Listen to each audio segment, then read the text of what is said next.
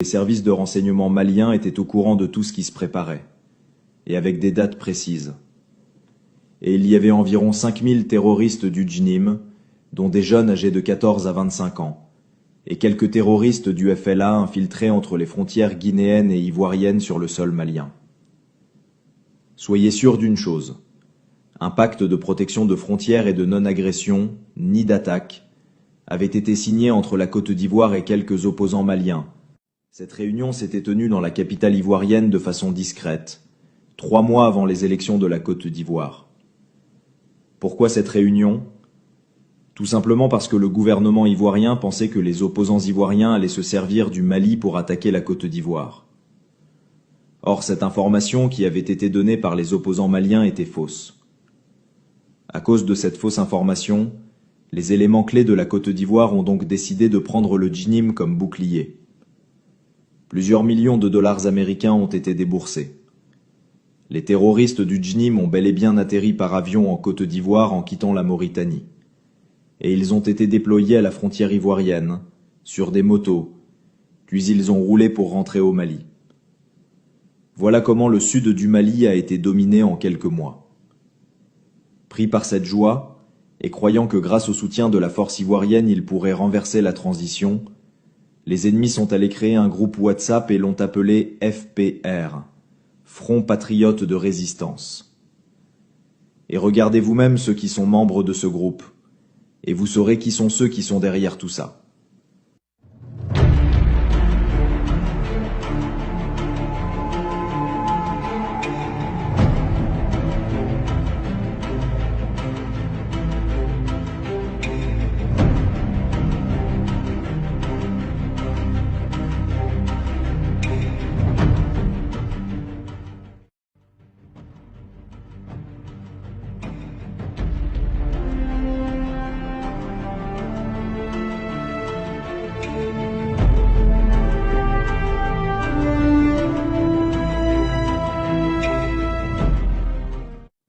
Mais ce qu'ils ne savent pas, tous ceux qui ont des arrobases, nous savons ce qu'ils font.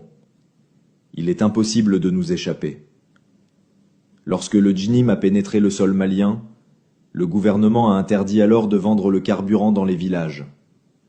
Et les drones ont commencé à les bombarder. Lorsqu'ils ont remarqué qu'ils étaient en train de perdre du personnel, alors ils ont commencé à s'attaquer aux motos des habitants des villages.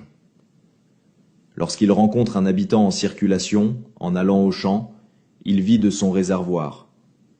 Ou encore il lui arrache sa moto pour pouvoir continuer leur route, tellement qu'ils avaient le manque de carburant, il fallait voler. C'est ainsi qu'ils ont commencé à s'attaquer aux convois de carburant. Leur objectif était de pouvoir voler du carburant et s'approvisionner. Alors ils ont commencé à s'en prendre aux biens de la population.